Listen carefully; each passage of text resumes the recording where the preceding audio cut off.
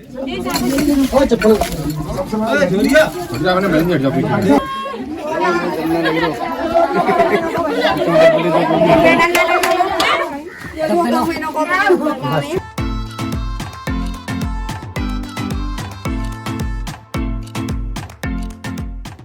नमस्कार दोस्तों, स्वागत है आपका YouTube चैनल पवन कुमार स्नेक कैंटीनर में। दोस्तों आज हम आए हैं गांव नयावास, जो कि जिला हाथरस में पड़ता है और ये हाथरस के जस्ट पास में ही पड़ता है। तो यहाँ पर आए हुए हैं। यहाँ एक घर के अंदर टैंक बना हुआ है, टैंक के अंदर सांप है। तो भाई ने यहाँ पर हमें बुलाया है पहली बार इस क्षेत्र में, और बड़ा ही यहाँ का अच्छा नज़ारा है। और चलिए उस सांप को देखते हैं, आपको दिखलाते हैं कौन सा वो सांप है।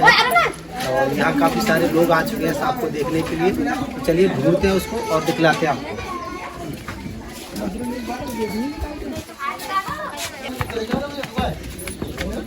तो दोस्तों ये है वो टैंक, देखिए। और इस टैंक के अंदर कोई सांप जो है गिर गया है, वो निकल नहीं पा रहा है, जिसकी वजह से भाई साहब को डर लगता रहता है। और भाई साहब ने उसका पेट भरने के लिए ये जो इसमें एक वो रखा है डिबट, उसमें दूध भी कई बार रखा है। कि भाई साहब कब रखा था दूध? परसों, कल रखो, परसों रखो, परसों रखो। तो परसों जब रखा था दूध तो पिया था उसने? नहीं, मेरे सामने तो निकल रहा है, ऐसे निकला ही नहीं है। बाद में निकलता है, बाद में पिया, फिर उसने दूध पता चला हुआ है नहीं। अच्छा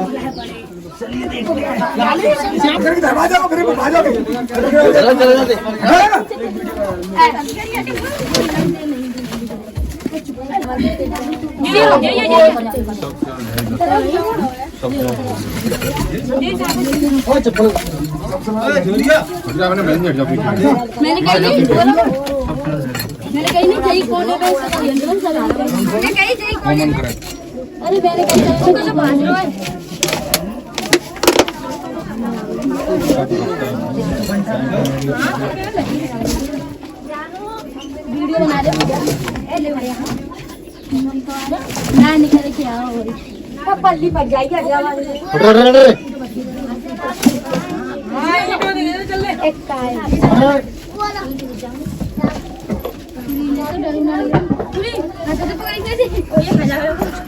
अरे चुप रहे ना करो, जो गाँव में मोटे मोटे से हम गाँव में तो कछु ना है।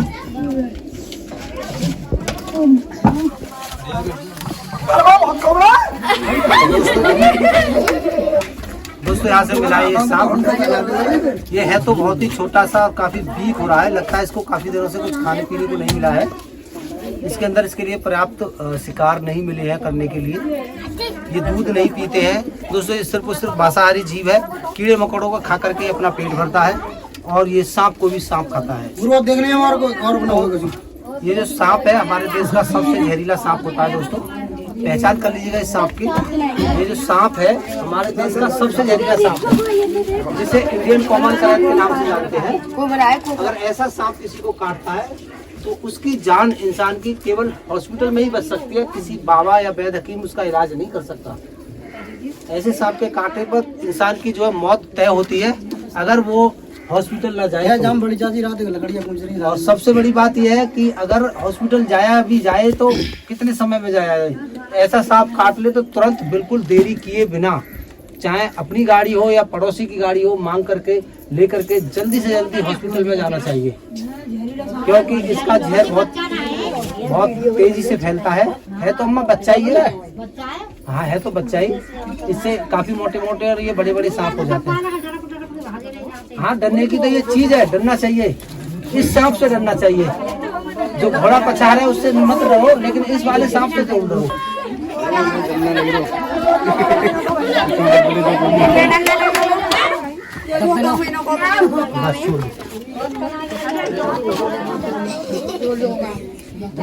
प्यास से इतना कमजोर ये बेचारा हो रहा है, इसकी पूरी खाल जो है सिकुड़ रही है, बहुत ही ज्यादा कमजोर है। ये कुछ ही दिनों में मर ही जाता है इसमें, अगर इसको ये भाई साहब जल्दी से ना निकलवाते हैं। और भाई साहब कह रहे थे कि हम इसको मार भी देते, लेकिन तनागत चल रही है, इस वजह से हमने इसको नहीं मारा। क्यों भाई साहब? तो दोस्तों यही है वो भाई साहब जिन्होंने हमें यहाँ पर कॉल करके बुलाया था। अब नाम बताइए अपना, क्या नाम है? सुनील नाम है। अच्छा, आपका गांव ये नयावास है? तहसील क्या लगती है आपकी? तहसील हाथरस ही है। अच्छा, तो दोस्तों यहाँ आए हुए पहली बार इस गांव में आए हैं, और एक भाई साहब थे वो शायद पीछे रह गए हैं, जन आए नहीं है। कहाँ थे वो भाई साहब कौन थे जो हंस रहे थे सबसे ज्यादा? बोरे ये भाई साहब इधर आइए। बात तो सुनो,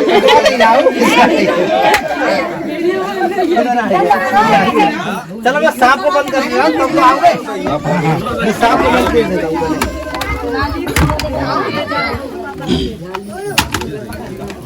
सांप बंद कर दिया, अब आइएगा जरा, अब आइएगा। गांव से बाहर सबसे पहले हमें ये भाई मिले थे। क्या नाम है भाई साहब आपका? हाँ, जीतू जी इनका नाम है। और हमने इन्हीं से रास्ता पूछा था भाई साहब के घर का। तो जब इन्होंने कहा कि पहले मेरी बात कराइए किसके घर जाना है, तो भाई साहब ने उनसे नाम जाना भाई साहब का। भाई साहब को अपने पास ही बुला लिया। तो भाई साहब से बोल रहे थे, भैया क्यों बुलाए ये लोग? यही तो बोला था आपने। तो भैया क्यों बुलाए आपने ये लोग? कि सांप पकड़ने के लिए। तो बोले यार तू सांप पकड़े छोटे से गुरु, इतनी दूर से बुलाओ, हद है यार। अब एक बार फिर से कह के दिखाइए क्या क्या कहा आपने? कहीं भी नहीं भैया, तुम इतनी दूध से परेशान करियो। और भी तो कुछ कहा था। कनावा चल रहा भाई, मार माता में जाए तुरंत दे दो, परमान जी को मानो मारो मना कोई बड़ी बात ना। ये कनागत भी कभी कभी अच्छे के लिए आते हैं। कनागत इस कनागतों की वजह से सांप की जान बच गई है, वरना भाई साहब इसको कुचल कुचल कर मार देते। मैं कहना चाहूँगा सांपों को ना मारा करें। हाँ, ये हमारे पर्यावरण के दोस्त हैं। भाई साहब आप भी ऐसा है कि वहाँ से आने जाने का खर्चा कुछ कम कर लिया करें। दिल काफी न मारे, हम नहीं मारे। अच्छा पूछो भाई साहब से, पूछो क्या कहा था मेरे, पूछो। चलो ठीक है, गुरु जी देखो और दोनों और देखो। तो भाई साहब कह रहे हैं कहाँ से आए कि बुलंदशहर से। कहता फिर तेरा हिट्टो सांप पकड़ दो। ये कह रहे थे तो फिर तेरा एक हिट्टो सांप पकड़ दो। भाई साहब आ गए, घबरा गए। कोई बात नहीं, चलो। तो दोस्तों पकड़ लिया यहाँ से, और भी चेक कर लिया कि इसमें कोई और सांप तो नहीं था। और यहाँ के लोगों को बड़ा ही अद्भुत अजूबा लग रहा है यहाँ पर हमारा आना। शायद पहली बार यहाँ पर कोई सांप को पकड़ने के लिए आया है। अम्मा अच्छा, खेल करने आते हैं, सांप पकड़ने नहीं आते। ऐसे किसी के घर में रात में दिन में सांप हम आए नरोरा से।